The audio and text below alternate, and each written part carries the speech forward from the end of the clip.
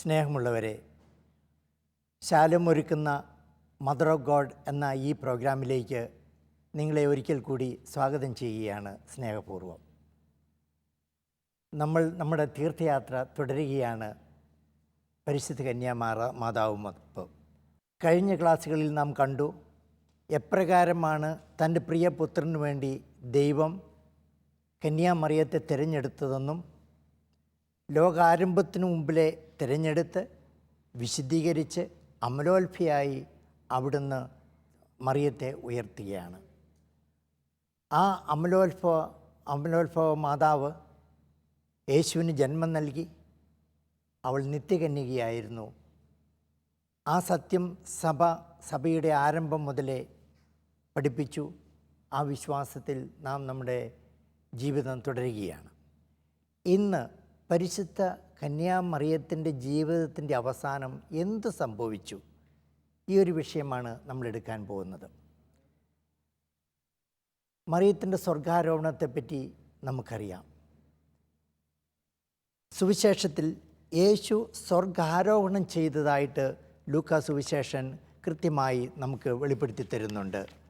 ലൂക്കായുടെ സുവിശേഷം അധ്യായം 24 അവസാന ഭാഗം പറയുന്ന ഇതാണ്: അവൻ അവരെ ബഥാനിയ വരെ കൂട്ടിക്കൊണ്ടുപോയി കൈകൾ ഉയർത്തി അവരെ അനുഗ്രഹിച്ചു കൊണ്ടിരിക്കെ അവൻ അവരിൽ നിന്ന് മറിയുകയും സ്വർഗത്തിലേക്ക് സംവഹിക്കപ്പെടുകയും ചെയ്തു. ഇതിന് നമ്മൾ പറയുന്നു സ്വർഗാരോഹണം. യേശു സ്വർഗത്തിലേക്ക് ഉയർത്തപ്പെട്ടു. മേരിയുടെ ജീവിതത്തിൻ്റെ അവസാനത്തെപ്പറ്റി നാം പറയുന്നത് സ്വർഗാരോപണം. ദൈവത്തിൻ്റെ ശക്തിയാൽ പരിശുദ്ധ മറിയം ഈ ലോക ജീവിതത്തിൻ്റെ അവസാനം സ്വർഗത്തിലേക്ക് എടുക്കപ്പെട്ടു. ഇതാണ് സ്വർഗാരോപണം എന്ന് പറയുന്നത്. ഇതൊരു സ്വാതന്ത്ര്യത്തിലേക്കുള്ള മറിയത്തിൻ്റെ വളർച്ചയായിരുന്നു. ദൈവം മറിയത്തിന് കൊടുത്ത ആ വലിയ സമ്മാനമായിരുന്നു. കാരണം നമുക്കറിയാം, സുവിശേഷം അനുസരിച്ച് മനുഷ്യനെ അടിമയാക്കുന്നത് പാപമാണ്. ഈ പാപത്തിൽ നിന്നും സ്വാതന്ത്ര്യം പ്രാപിക്കുക എന്നതാണ് ഒരു മനുഷ്യന് ഈ ലോകത്തിൽ തൻ്റെ വിശ്വാസം വഴി ലഭിക്കുന്ന ഏറ്റവും വലിയ സമ്മാനം. യേശു ഈ ലോകത്തിലേക്ക് വന്നത് മനുഷ്യകുലത്തെ ഈ പാപത്തിൽ നിന്ന് സ്വതന്ത്രമാക്കുവാനാണ്. യോഹന്നാൻ്റെ സുവിശേഷത്തിൽ യേശു പറയുന്നുണ്ട് എന്താണ് അവിടുന്ന് വന്ന ആ ജീവിതത്തിൻ്റെ ഉദ്ദേശത്തെപ്പറ്റി. 8-ാം അധ്യായത്തിൽ പറയുന്ന ഇതാണ്: എൻ്റെ വചനത്തിൽ നിലനിൽക്കുന്നുവെങ്കിൽ നിങ്ങൾ യഥാർത്ഥത്തിൽ എൻ്റെ ശിഷ്യരാണ്. നിങ്ങൾ സത്യം അറിയുകയും സത്യം നിങ്ങളെ സ്വതന്ത്രരാക്കുകയും ചെയ്തു. മേരിയുടെ ജീവിതം വചനത്തിൽ അധിഷ്ഠിതമായ ജീവിതമായിരുന്നു. ഇതാ കർത്താവിൻ്റെ ദാസി എന്ന് പറഞ്ഞുകൊണ്ട് മേരി തൻ്റെ ദൗത്യം ആരംഭിച്ചു. അവസാനം യേശുവിൽ നിന്നും ഈ സർവത്തിൻ്റെയും അമ്മയായി ഒരു ദൗത്യം മേരി ഏറ്റെടുത്തു. അങ്ങനെ അവൾ സ്വതന്ത്രയാകുന്നു. അതാണ് മേരിയുടെ സ്വർഗാരോഹണം എന്ന് പറയുന്നത്. ഇതേപ്പറ്റി വർഷങ്ങളിലൂടെ സഭയുടെ ആരംഭം മുതൽ ഉള്ള പഠനത്തെ അടിസ്ഥാനമാക്കിക്കൊണ്ട് 1950 നവംബർ 1-ാം തീയതിയാണ് ഇതൊരു വിശ്വാസ സത്യമായി 12-ാം പീയൂസ് മാർപ്പാപ്പ പ്രഖ്യാപിക്കുന്നത്. ഈ പ്രഖ്യാപനത്തിൻ്റെ നിർവചനം ഇതാണ്: അമലോത്ഭവയും ദൈവമാതാവും നിത്യകന്യകയുമായ മറിയം തൻ്റെ ഈ ലോക ജീവിതത്തിൻ്റെ അവസാനം ആത്മശരീരങ്ങളോടെ സ്വർഗീയ മഹത്വത്തിലേക്ക് സംവഹിക്കപ്പെട്ടു എന്നത് ദൈവം വെളിപ്പെടുത്തിയ വിശ്വാസ സത്യമാണെന്ന് നാം പ്രഖ്യാപിക്കുന്നു. ഇവിടെ 3 വിശ്വാസ സത്യത്തെയും മാർപ്പാപ്പ കൊണ്ടുവരുന്നുണ്ട്. മേരി അമലോത്ഭവയായിരുന്നു, ദൈവമാതാവാണ്, നിത്യകന്യകയാണ്. ആ അമ്മയുടെ ഈ ലോക ജീവിതത്തിൻ്റെ അവസാനം എന്ത് സംഭവിച്ചു എന്നാണ് ഈ നിർവചനത്തിലൂടെ കൊണ്ടുവരുന്നത്. ഇതാണ് സ്വർഗാരോപണം എന്നതുകൊണ്ട് ഉദ്ദേശിക്കുന്നത്. അച്ഛാ, യേശുവിൻ്റെ അമ്മയായ മേരിയെ നാം ഒരു സാധാരണ യുവതിയായിട്ടാണ് കണ്ടിരുന്നത്. ബൈബിളിൽ അങ്ങനെ തന്നെയാണ് വ്യാഖ്യാനിച്ചിട്ടുള്ളത്.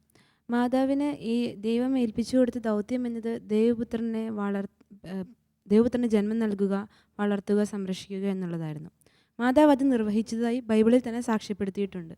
എന്നാൽ ഈ മാതാവിൻ്റെ അന്തിമകാലം എവിടെയായിരുന്നു? ഈ ഇഹലോകവാസത്തിൻ്റെ അവസാനം എന്നും മാതാവ് പറയുകയുണ്ടായി. അതിൻ്റെ അർത്ഥം ഒന്ന് പറഞ്ഞു തരാമോ? ബൈബിളിൽ ഒരു കാര്യം വളരെ വ്യക്തമാണ്. ദൈവം ഒരു പ്രത്യേക ദൗത്യത്തിനായി ഒരു വ്യക്തിയെ തിരഞ്ഞെടുക്കുമ്പോൾ അതിനുള്ള യോഗ്യത നൽകുന്നു, അതിനുള്ള വിജ്ഞാനം നൽകുന്നു, ശക്തി നൽകുന്നു, മാർഗവും കാണിച്ചു കൊടുക്കുന്നു. മേരിയുടെ തിരഞ്ഞെടുപ്പിലും മേരിയെ അമലോത്ഭവയാക്കിക്കൊണ്ട് അതിനുള്ള യോഗ്യത ഉണ്ടാക്കി. അതിനുശേഷം മേരിയുടെ ഭാഗത്തു നിന്നും പരിപൂർണമായി ദൈവത്തിൻ്റെ ആ ഹിതത്തോട് സഹകരിച്ചു. ഇതെല്ലാം വ്യക്തമാണ്.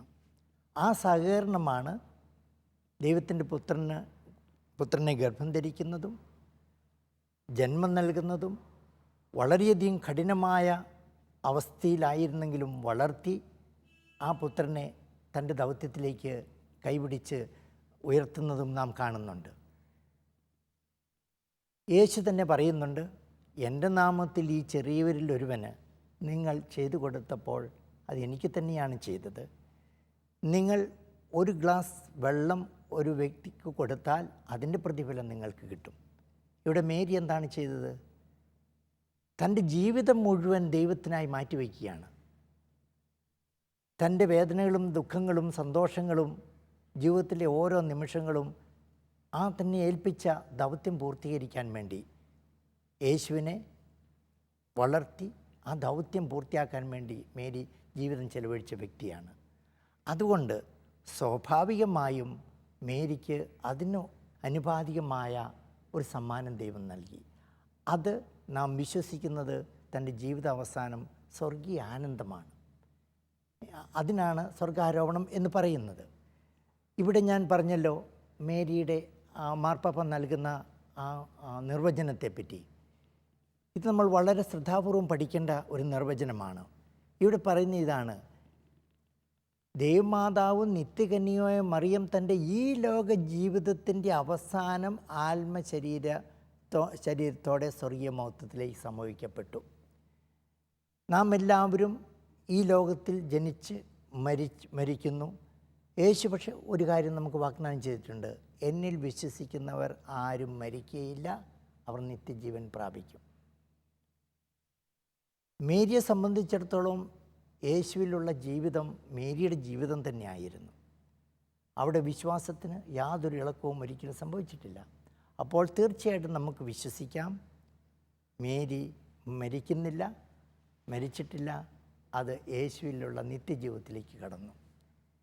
പക്ഷേ അവിടെ ഒരു ചോദ്യം വരുന്നുണ്ട്: സ്വാഭാവികമായ മരണം മേരിക്ക് വന്നു? അതല്ലേ ചോദ്യത്തിലെ പ്രധാനമായിട്ട് വരുന്നത്.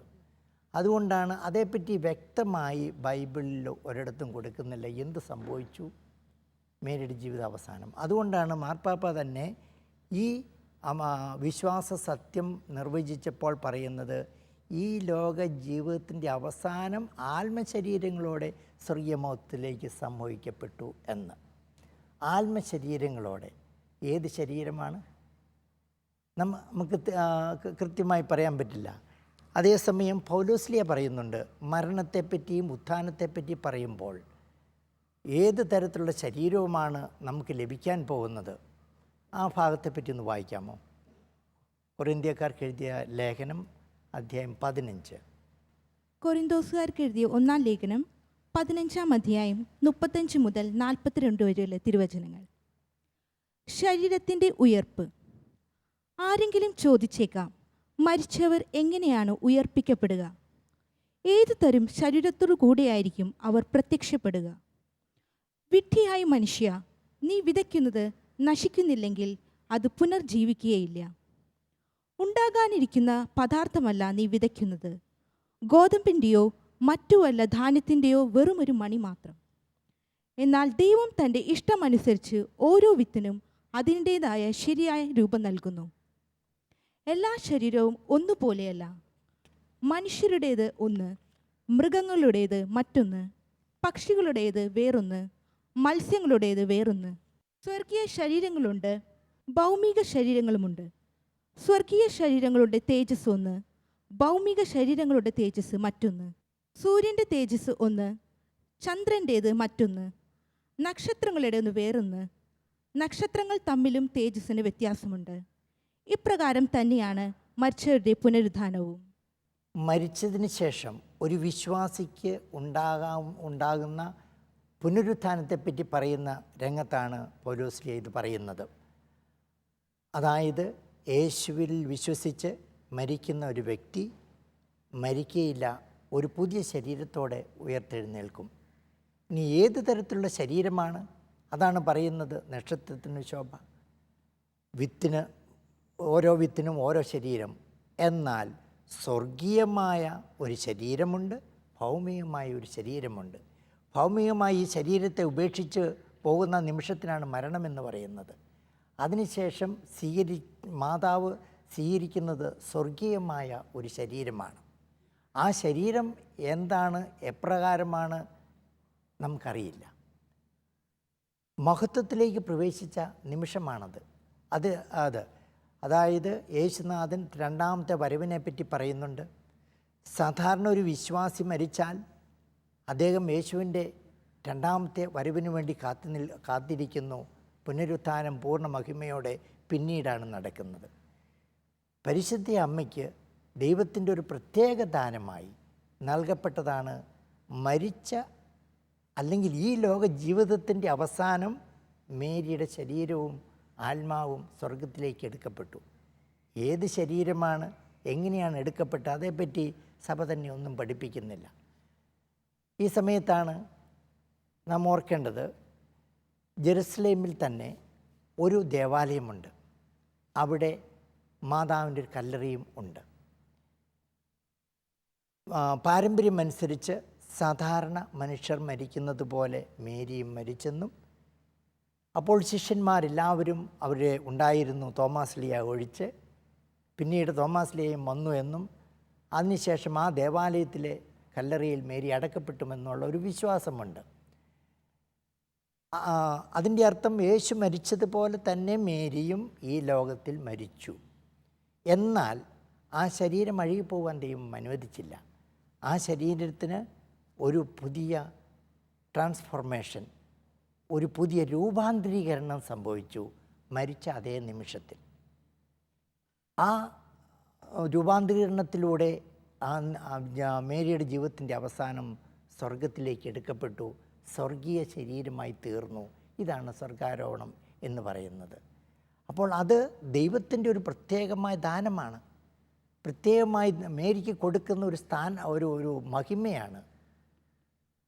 മാതാവ് തന്നെ പറയുന്നുണ്ടല്ലോ തൻ്റെ ആ സ്തോത്രഗീതത്തിൽ, യുഗയുഗങ്ങൾ എന്നെ ഭാഗ്യവതി എന്ന് വിളിക്കുന്നത്. വിളിക്കുന്ന ആ പ്രവചനത്തിൻ്റെ പൂർത്തീകരണമാണ് മേരിയുടെ സ്വർഗാരോഹണം എന്ന് പറയുന്നത്. അച്ഛാ, വിശുദ്ധ യോഹന്നാൻ്റെ സുവിശേഷം 14-ാം അധ്യായത്തിൽ നാം ഇങ്ങനെ വായിക്കുന്നുണ്ട്: നിങ്ങളുടെ ഹൃദയം അസ്വസ്ഥമാകേണ്ട, ദൈവത്തിൽ വിശ്വസിക്കുവിൻ, എന്നിലും വിശ്വസിക്കുവിൻ. എൻ്റെ പിതാവിൻ്റെ ഭവനത്തിൽ അനേകം വാസസ്ഥലങ്ങളുണ്ട്. ഇല്ലായിരുന്നുവെങ്കിൽ നിങ്ങൾക്ക് സ്ഥലം ഒരുക്കാൻ പോകുന്നുവെന്ന് ഞാൻ നിങ്ങളോട് പറയുമായിരുന്നു. ഞാൻ പോയി നിങ്ങൾക്ക് സ്ഥലം ഒരുക്കി കഴിയുമ്പോൾ ഞാൻ ആയിരിക്കുന്നിടത്ത് നിങ്ങളും ആയിരിക്കേണ്ടതിന് ഞാൻ വീണ്ടും വന്ന് നിങ്ങളെയും കൂട്ടിക്കൊണ്ടു പോകും. യേശുവിൻ്റെ ശിഷ്യന്മാർക്ക് ലഭിക്കാൻ പോകുന്ന സൗഭാഗ്യത്തെക്കുറിച്ച് പറയുന്നൊരു ഭാഗം. ഇതിൽ യേശുവിൻ്റെ പുനരുത്ഥാനത്തെയും രണ്ടാമത്തെ വരവിനെയും കുറിച്ചാണ് പറയുക. എൻ്റെ ചോദ്യം ഇതാണ്: യേശുവിൻ്റെ ഒരു ശിഷ്യ എന്ന നിലയിൽ മേരിയും മാതാവും യേശുവിൻ്റെ ഈ രണ്ടാമത്തെ വരവിനായിട്ട് കാത്തിരിക്കേണ്ടവളല്ലേ? അങ്ങനെ വരുമ്പോൾ ഈ സുവിശേഷ ഭാഗവും സഭ പഠിപ്പിക്കുന്ന സ്വർഗാരോപണവും തമ്മിൽ ഒരു വൈരുദ്ധ്യമുണ്ടല്ലോ, അതിനെക്കുറിച്ചൊന്ന് വിശദീകരിക്കാമോ? യേശു തൻ്റെ പുനരുത്ഥാനത്തെ പറ്റിയും അതുപോലെ തന്നെ ആ പുനരുത്ഥാനത്തിൽ തൻ്റെ ശിഷ്യരെ പങ്കുചേർക്കുന്നതിനെ പറ്റിയും പറയുന്ന രംഗമാണ്. യേശു ജീവനാണ്, ആ ജീവനിൽ പങ്കുചേർന്ന് സ്വർഗമഹിമയിലേക്ക് പ്രവേശിക്കുന്നു. അതാണ് ഓരോ ശിഷ്യർക്കും യേശു നൽകുന്ന വാഗ്ദാനവും. അപ്പോൾ ഈ പറഞ്ഞ ചോദ്യം നമ്മെ സംബന്ധിച്ച് വളരെ പ്രസക്തമാണ്. എല്ലാ ശിഷ്യർക്കായി യേശു പറഞ്ഞിരിക്കുന്ന വാഗ്ദാനം ഇതാണ്: നിങ്ങൾക്കായി ഞാൻ ഭവനം ഒരുക്കുന്നു, ഞാൻ തിരിച്ചു വരും, നിങ്ങളെ ഞാൻ കൊണ്ടുപോകും. അപ്പോൾ തൻ്റെ അമ്മയുടെ ഈ ലോക ജീവിതത്തിൻ്റെ അവസാനം ഈ ഒരു പ്രത്യേകമായ അനുഗ്രഹം എങ്ങനെ കൊടുത്തു, അതല്ലേ? നമുക്കിതിനൊരു ഉത്തരം ഇത്ര മാത്രമേ ഉള്ളൂ. അത് ദൈവത്തിൻ്റെ ഒരു പദ്ധതിയാണ്. അതിന് കാരണവുമുണ്ട്. മേരിയെ ലോകാരംഭത്തിന് മുമ്പിലെ ദൈവം ഒരു പ്രത്യേകമായ രീതിയിൽ തിരഞ്ഞെടുത്തു. ഒരു പ്രത്യേകമായ രീതിയിൽ അമലോത്ഭയായിട്ട് മേരിയയ്ക്ക് ജന്മം നൽകി. അതിനുശേഷം നന്മ നിറഞ്ഞവളായി മേരി ജീവിക്കുന്നു. ആ സ്ഥിതിക്ക് ദൈവം മേരിയുടെ ശരീരമോ അഴുകിപ്പോകാൻ അനുവദിക്കുന്നില്ല. പ്രത്യുത ഈ ജീവിതത്തിൻ്റെ അവസാനം യേശു ശിഷ്യർക്ക് വാഗ്ദാനം ചെയ്ത ആ സ്വർഗരാജ്യം മേരിക്ക് ലഭിച്ചു. ഇത് ദൈവത്തിൻ്റെ ഒരു കൃപയാണ്, ദൈവത്തിൻ്റെ ഒരു ദാനമാണ്. മേരിക്ക് മാത്രം നൽകപ്പെട്ട ഒരു ദാനമാണ് എന്നാണ് നമ്മുടെ വിശ്വാസം. മേരി യേശുവിൻ്റെ ആദ്യത്തെ ശിഷ്യയാണ്, പൂർണ്ണ ശിഷ്യയാണ്. ആ ശിഷ്യത്വം സ്വീകരിച്ച മേരി യേശുവിനെ എല്ലാ കാര്യങ്ങളിലും പാദത്തോട് പാദം അനുഗമിച്ചവളാണ്, കാൽവരി വരെ. അപ്പോൾ തന്നെ അനുഗമിച്ച, തന്നെ സ്നേഹിച്ച, തനിക്ക് വേണ്ടി ജീവിതം സമർപ്പിച്ച തൻ്റെ അമ്മയ്ക്ക് യേശുവിന് അവസാനമായി കൊടുക്കാനുള്ള ഏറ്റവും വലിയ സമ്മാനവും ഒരു നിമിഷം വരെയും തൻ്റെ ഈ ലോക ജീവിതത്തിൻ്റെ അവസാനം വീണ്ടും മറ്റൊരു ലോകത്തിലേക്ക് കടക്കാനല്ല, സ്വർഗമഹിമയിലേക്ക് കടക്കാനുള്ള അനുഗ്രഹമാണ് കൊടുത്തത്. അത് മേരിക്ക് മാത്രമായി കൊടുത്ത ഒരു അനുഗ്രഹമാണ്. ഇതാണ് മേരിയുടെ സ്വർഗാരോഹണം.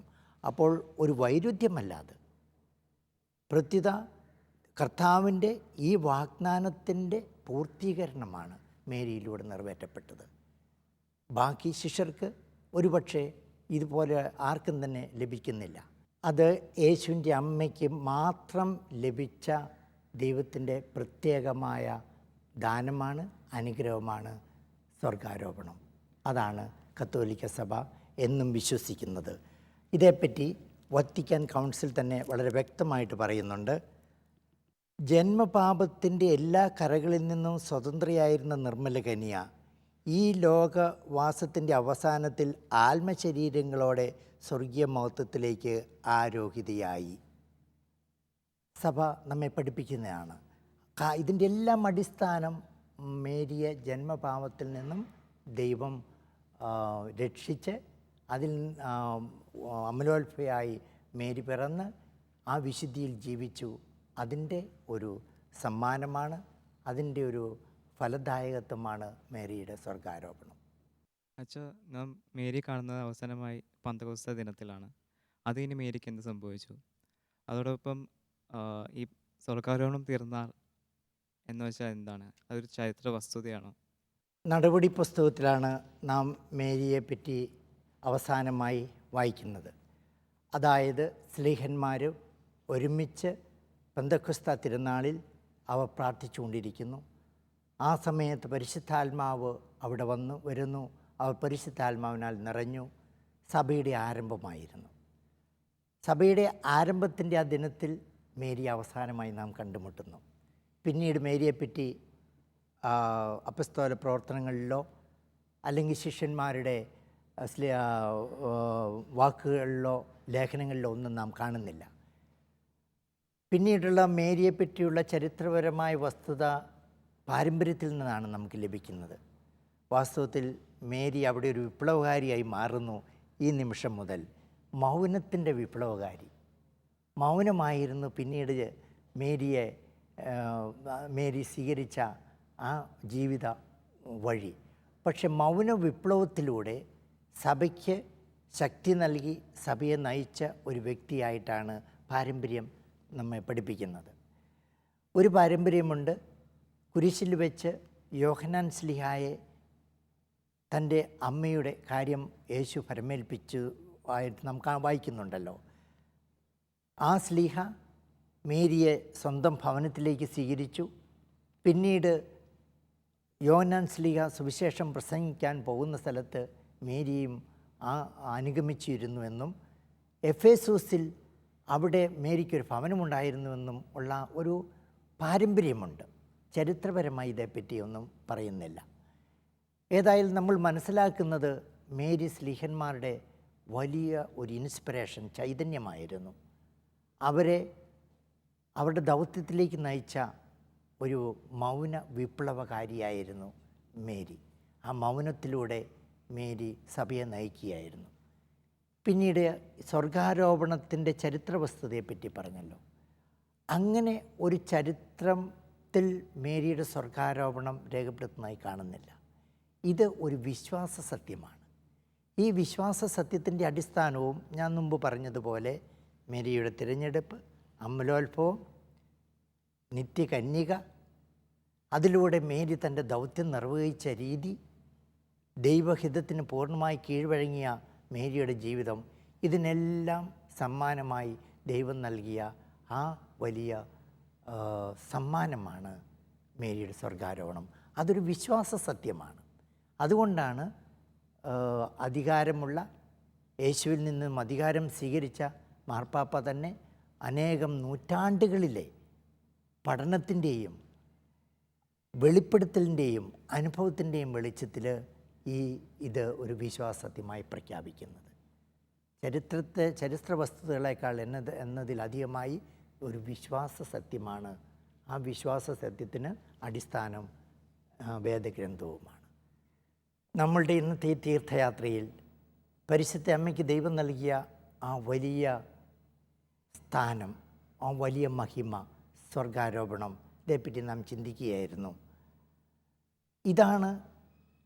ഇതും തിരുസഭയെ സംബന്ധിച്ചിടത്തോളം വലിയ പ്രചോദനത്തിൻ്റെയും വലിയൊരു പ്രതീക്ഷയുടെയുമായ വിശ്വാസ സത്യമാണ്. കാരണം പരിശുദ്ധ അമ്മയ്ക്ക് ദൈവം നൽകിയ അതേ സ്വർഗരാജ്യത്തിലേക്കാണ്, സ്വർഗമഹിമയിലേക്കാണ് നാം ഓരോരുത്തരും വിളിക്കപ്പെട്ടിരിക്കുന്നത്. മാമുദീസായിലൂടെ നാം യേശുവിൻ്റെ ശിഷ്യരായി തീരുമ്പോൾ ഈ സ്വർഗമഹിമയാണ് നമ്മുടെ മുമ്പിൽ തെളിഞ്ഞു വരുന്നത്. ആ സ്വർഗ രാജ്യത്തിലേക്കുള്ള തീർത്ഥാടനം നാം നടത്തുകയാണ്. പരിശുദ്ധ അമ്മയും നമ്മോടൊപ്പമുണ്ട്. കാരണം നമുക്ക് മുമ്പേ ആ സ്വർഗരാജ്യത്തിൻ്റെ ആ അനുഭവിക്കുന്ന അമ്മ നമ്മളെ സ്വർഗരാജ്യത്തിലേക്ക് നയിക്കുന്നു. ഇതാണ് നമ്മെ സംബന്ധിച്ചിടത്തോളം ഏറ്റവും സന്തോഷവും പ്രതീക്ഷ നിറഞ്ഞതുമായ ആ സുവിശേഷ സന്ദേശം. ഈ സന്ദേശത്തിലേക്ക് നമുക്കെല്ലാവർക്കും വളരുകയും അമ്മയോടൊപ്പം നമ്മുടെ യാത്ര തുടരുകയും ചെയ്യാം. നിങ്ങൾക്കെല്ലാവർക്കും ഒരിക്കൽ കൂടി സ്നേഹപൂർവ്വം നന്ദി പറയുന്നു. നിങ്ങളുടെ സംശയങ്ങളും നിങ്ങളുടെ ചോദ്യങ്ങളും ശാലോമിലേക്ക് എഴുതുക. എല്ലാവർക്കും ദൈവാനുഗ്രഹവും പരിശുദ്ധ അമ്മയുടെ പ്രത്യേകമായ മധ്യസ്ഥതയും അപേക്ഷിക്കുകയും പ്രാർത്ഥിക്കുകയും ചെയ്യുന്നു. എല്ലാവർക്കും നന്ദി.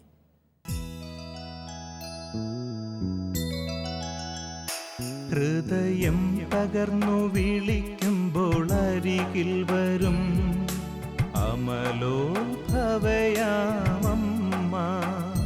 മിഴിനീരൊപ്പിത്തഴുകിത്തലോടും അനവദ്യ സ്നേഹമമ്മ.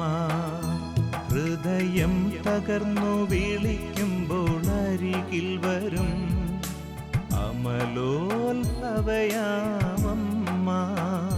മിഴിനീരൊപ്പിത്തഴുകിത്തലോടും അനവദ്യ സ്നേഹമമ്മ.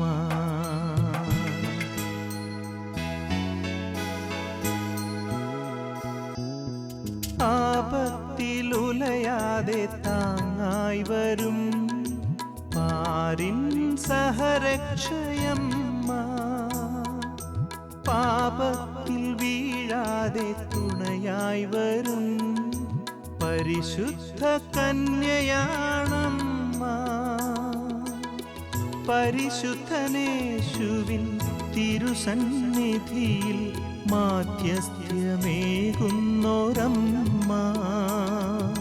മക്കളെ കാക്കുന്ന മരിയാംബിക ഹൃദയം പകർന്നു വിളിക്കുമ്പോൾ അരികിൽ വരും അമലോത്ഭവയാമമ്മ. മിഴിനീരൊപ്പിത്തഴുകിത്തലോടും അനവദ്യ സ്നേഹമമ്മ. ഹൃദയം പകർന്നു വിളിക്കുമ്പോൾ അരികിൽ വരും അമലോത്ഭവയാമമ്മ.